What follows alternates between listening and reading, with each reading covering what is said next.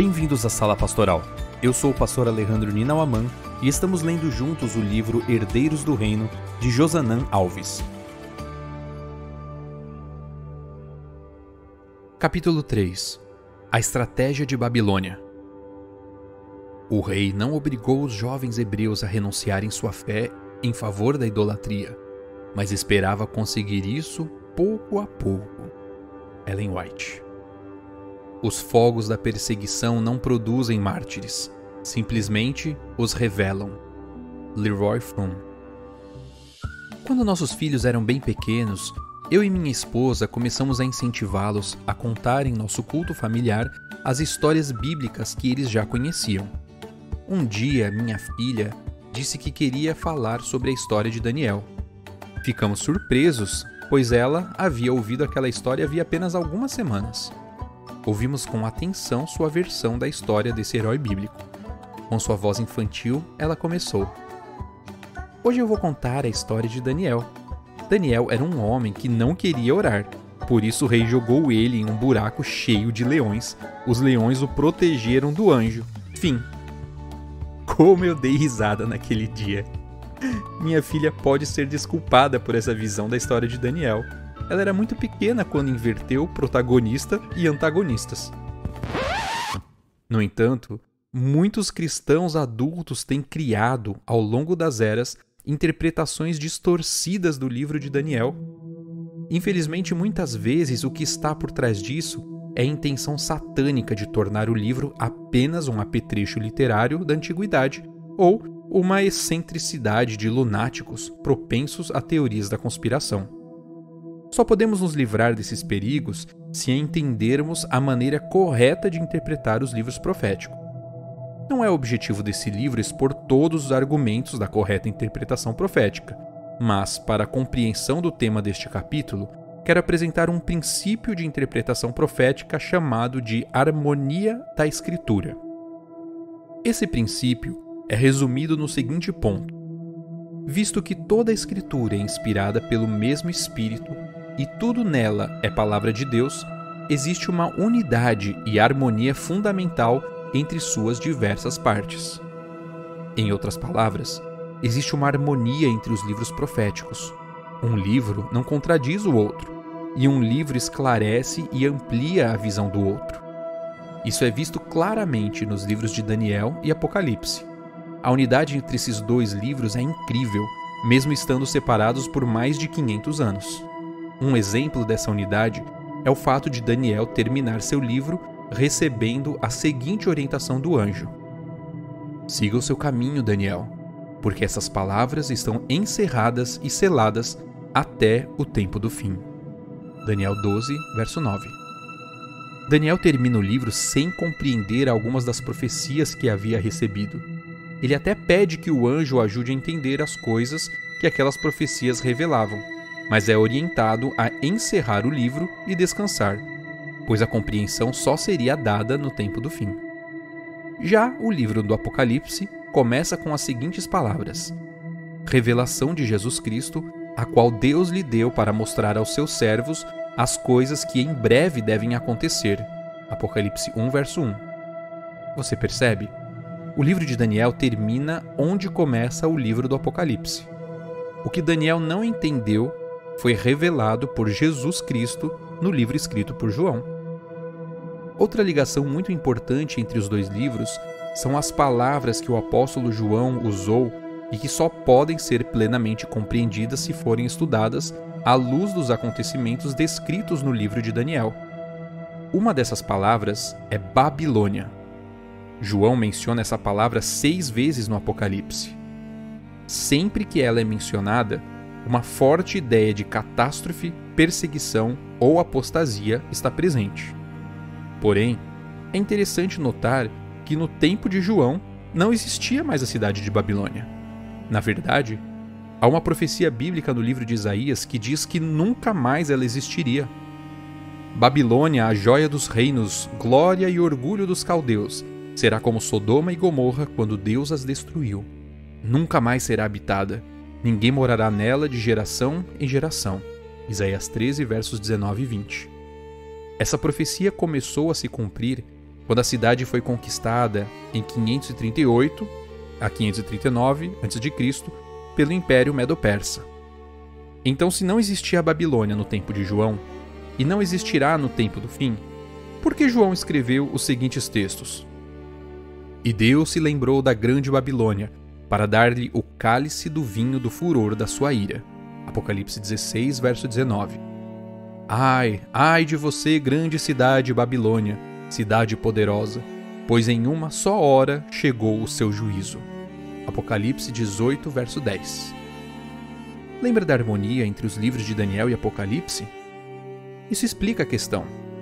Quando João menciona a Babilônia no Apocalipse, ele está falando de um poder que no tempo do fim vai maltratar o povo de Deus, vai intentar contra a verdade e a verdadeira adoração. Para deixar bem claro aos leitores como seria esse poder, ele usa o exemplo de Babilônia. É como se ele estivesse dizendo: se você quiser entender como será o poder do mal nos últimos dias, olhe para a maneira como Babilônia agiu no tempo de Daniel. Se você compreender Babilônia histórica no livro de Daniel, compreenderá a Babilônia profética no livro do Apocalipse. Para compreendermos Babilônia histórica, precisamos relembrar alguns fatos acerca desse império.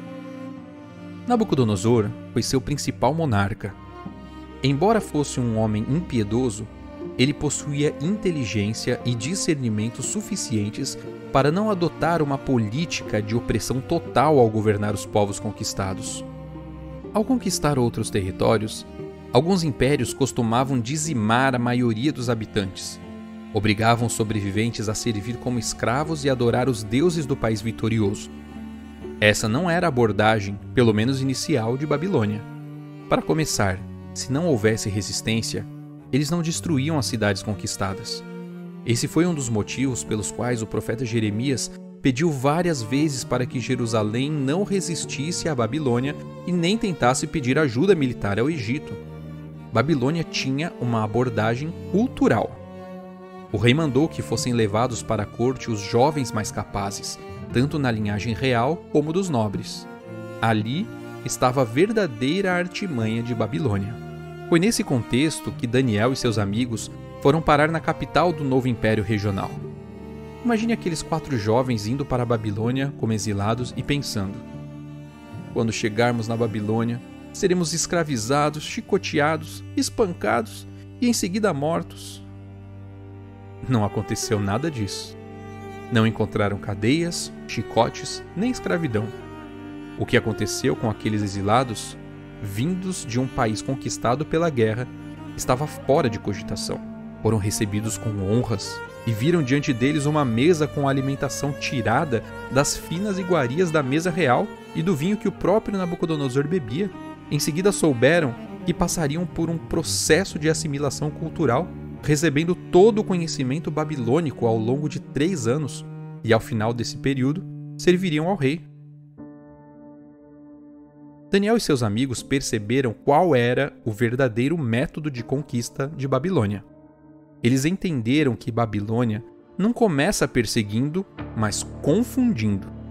A grande estratégia do império era envolver os exilados de tal maneira que eles se tornassem mais babilônicos do que hebreus. É exatamente isso que o poder descrito por João no livro de Apocalipse tenta fazer com o povo de Deus no tempo do fim. Eu percebo hoje muitas pessoas enfatizando as ações da Babilônia em relação à perseguição, ao decreto dominical, mas precisamos entender que Babilônia só persegue quem ela não consegue confundir. O grande desejo do inimigo é nos tornar adventistas culturais. Você já ouviu falar nesse termo? Adventista cultural é alguém que, quando preenche uma pesquisa que pergunta qual é a sua denominação religiosa, ele escreve Adventista do Sétimo Dia. Socialmente, ele é um adventista, mas já não guarda o sábado, acredita na evolução das espécies, acredita em um conceito fluido e não bíblico de sexualidade, ataca a organização da igreja, entre outros. Em resumo, foi completamente tomado pela cultura e pelos valores da época em que vive.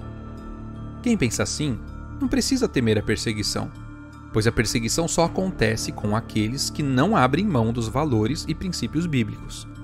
Precisamos nos preparar hoje para o verdadeiro ataque da Babilônia, que é a relativização de princípios e a imersão nas ideologias e nos valores mundanos.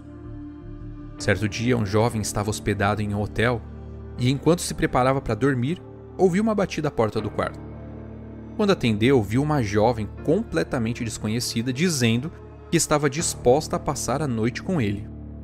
Ele recusou, fechou a porta do quarto e foi dormir. Se aquele jovem deixasse o preparo espiritual para o dia em que um jornal anunciasse "Os guardadores do sábado já podem ser perseguidos", ele com certeza teria passado a noite com aquela garota.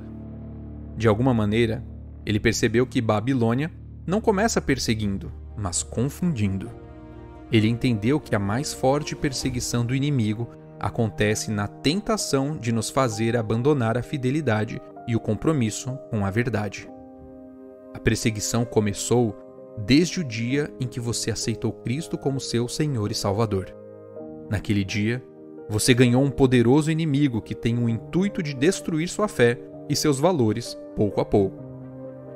Quando eu descobri isso, passei a não temer a perseguição do decreto mundial, mas passei a temer a perseguição silenciosa que acontece dia a dia em minha mente e em meu coração. Ao escrever este capítulo, estou em oração pedindo a Deus que estas palavras despertem você para a urgente necessidade de não abrir mão dos princípios e valores bíblicos. Que Deus o ajude a manter-se firme pelo que é reto até o final. Neste momento, eu quero desafiá-lo a pedir que o Espírito Santo o ajude a enxergar duas coisas que têm entrado em sua vida e que não estão de acordo com os princípios bíblicos. Pode ser uma diversão, uma ideologia, uma atitude ou alguma coisa mais que o Espírito Santo esteja mostrando a você. Não deixe de pensar nesses dois pontos e peça ajuda divina para tirá-los de sua vida.